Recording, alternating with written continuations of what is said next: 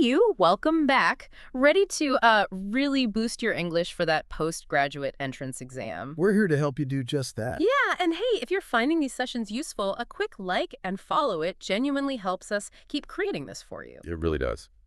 So today we're digging into day 23, part 2 of our vocabulary journey. And honestly, getting these words right isn't just about points on the exam. No, it's much more about, really getting the feel of academic English. Shall we jump in?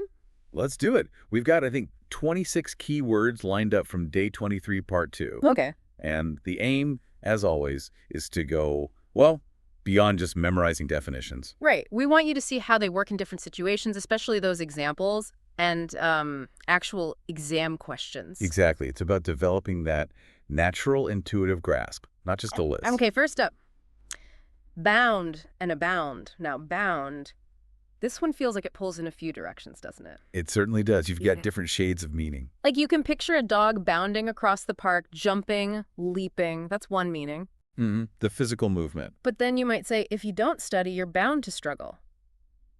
That means it's like almost certain. Pretty much guaranteed, yeah.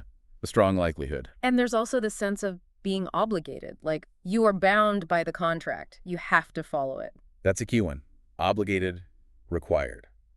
So quite a spread for one little word. Yeah. And often that underlying idea is some kind of limit or predetermined path. Ah, okay. In the certain two sense, the result feels sealed.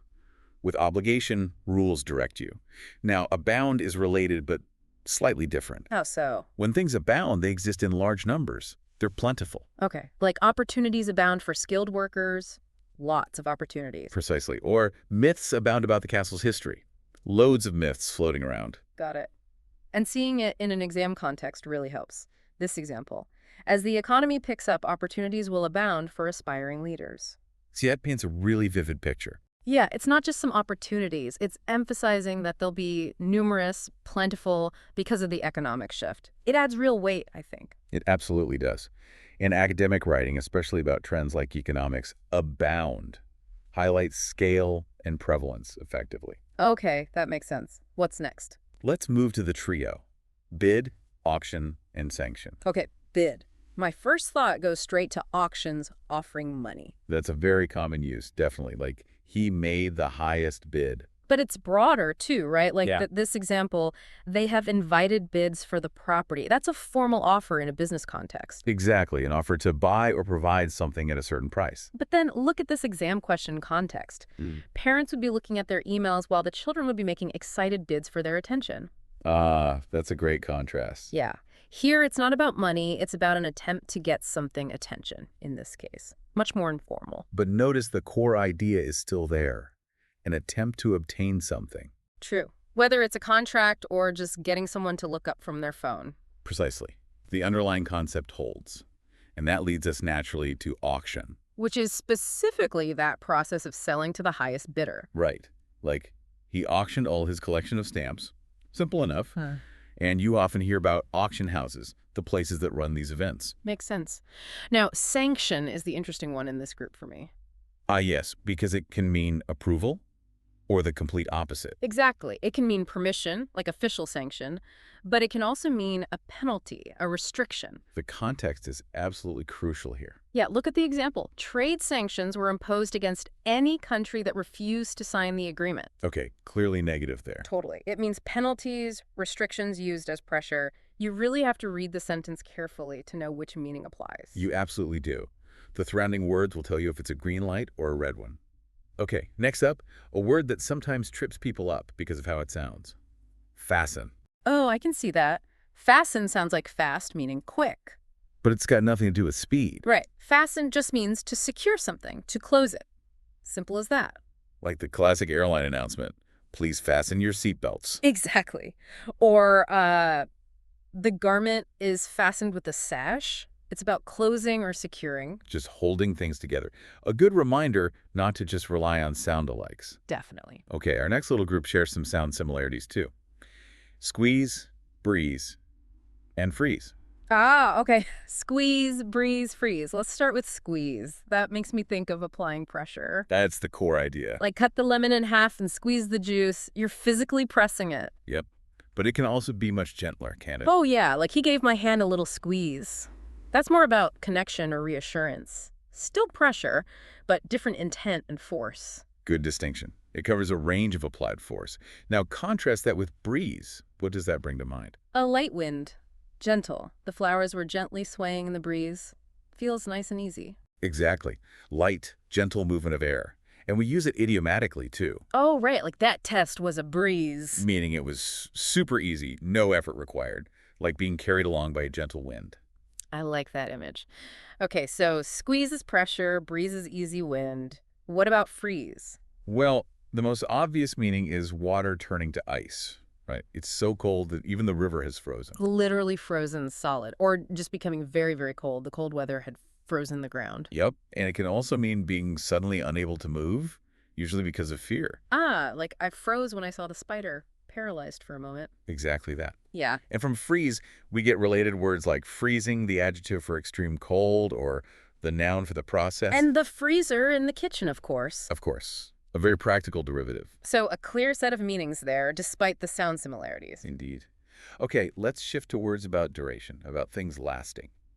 Permanent, perpetual, and eternal. Ooh, okay. These all feel similar, like long-lasting, but I guess there are nuances. Let's start with permanent. Permanent generally suggests something intended to last for a very long time, maybe indefinitely, but not necessarily forever in a cosmic sense. Right. Like, the accident has not done any permanent damage.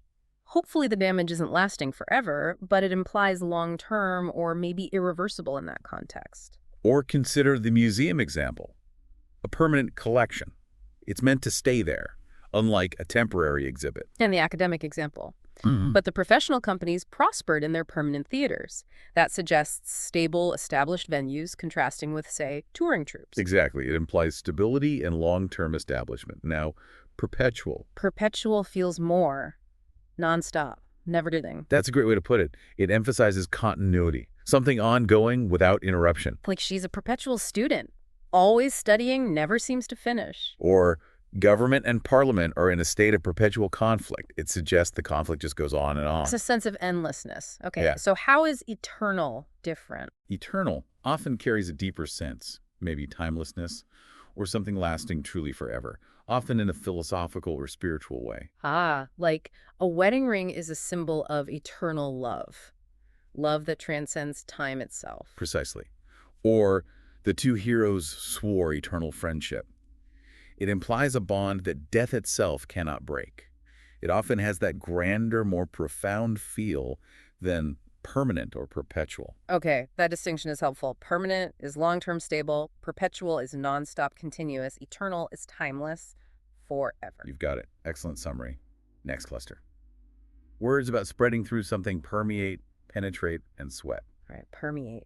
This makes me think of something soaking through, spreading throughout. That's the essence, spreading through every part. Like the smell of leather permeated the room. It fills the whole space. Good example. Or eventually the water will permeate through the surrounding concrete. It seeps through gradually. And the academic one. Democratic values and gender equality permeate the curriculum. This suggests these ideas are deeply embedded, spread throughout the entire educational content. Exactly. Infused throughout.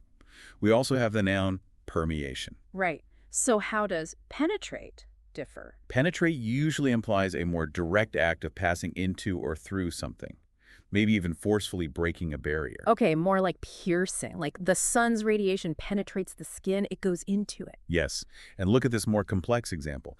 Without those masses of cooling sea ice, warm air brought to the Arctic can penetrate further inland than it ever did before. Wow, yeah. That really gives a sense of the warm air pushing into territory it couldn't reach before, breaking through that cold barrier. It does. It often implies overcoming some resistance to get through. Okay, permeate is soaking through, penetrate is pushing through, got it. And then sweat seems a bit different. It is, but it relates to something coming through the skin. It's primarily the bodily fluid produced when hot or exerting effort. Right.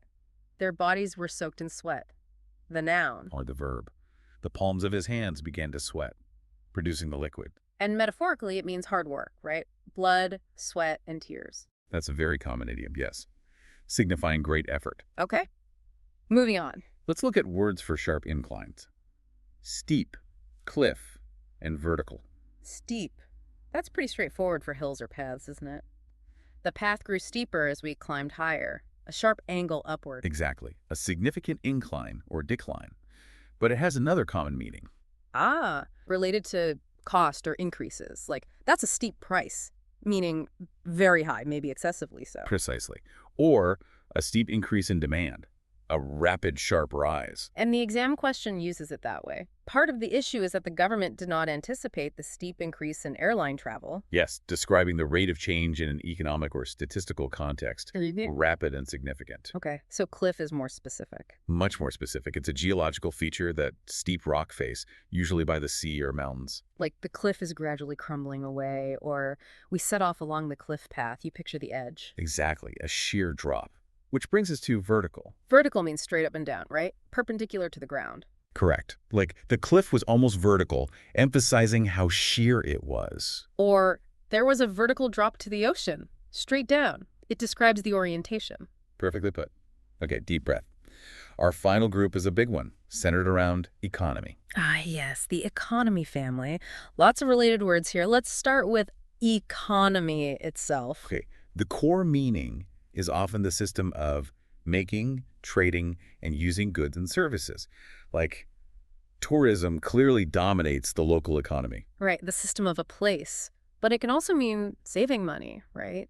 Being careful with resources. Yes, like, we need to practice economy in our household spending. Avoiding waste. And it can refer to the overall financial health of a country, like government measures to slow the economy. Exactly. So, noun, the system, the act of saving, or the state of financial affairs. And from that base, we get all the others, like economic, the adjective. Political power depends upon economic strength, relating to the economy. Then economist, the person who studies it all. The expert. And then economical. How's that different from economic? Economical is more about saving money, being efficient, not wasteful. Like, solid fuel would be more economical, cheaper or more efficient to run. Good.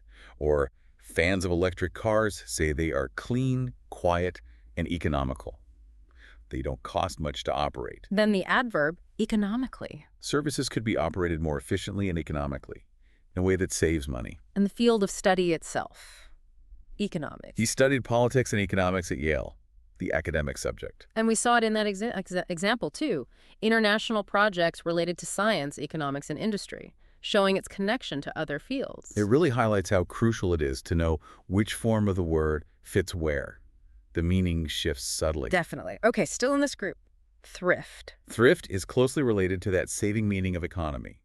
It's the quality or habit of being careful with money and resources. Frugality. Like thrift has become the prevailing practice. People are being careful with their spending. Or, we should oppose extravagant eating and drinking and pay attention to thrift and economy, using resources wisely. Okay. And the last one in this giant cluster, autonomy, seems a bit different. It is a bit different, but often discussed in political and economic contexts. It means self-governance, independence, the right or ability to make your own decisions. Okay.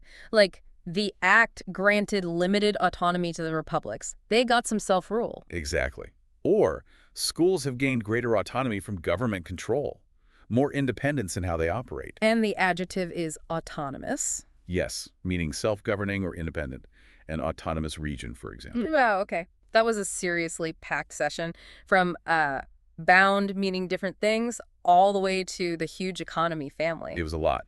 But seeing how these words connect, how they function in context, Yeah, that's the key. absolutely. Understanding these nuances, especially from the examples and the exam questions, that's what really helps for the postgraduate entrance exam and just for, stronger academic English overall. Couldn't agree more. So what should you do next? Definitely go back to day 23, part 2. Look over your notes and really try to use these words. Yeah, actively try putting them in sentences. Notice them when you're reading.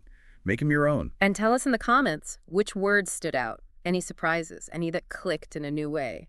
We'd love to hear. And maybe think about this as you go forward. How does really understanding one of these words, like permeate or steep in its different contexts, actually unlock a deeper understanding of the whole complex idea being discussed in an academic text? Ooh, that's a great thought. It's not just words, it's unlocking ideas. Fantastic point. Exactly. Well, thanks so much for diving deep with us today. Keep those likes and follows coming if you found this helpful. And keep up the fantastic work with your studies. You're doing great. See you next time.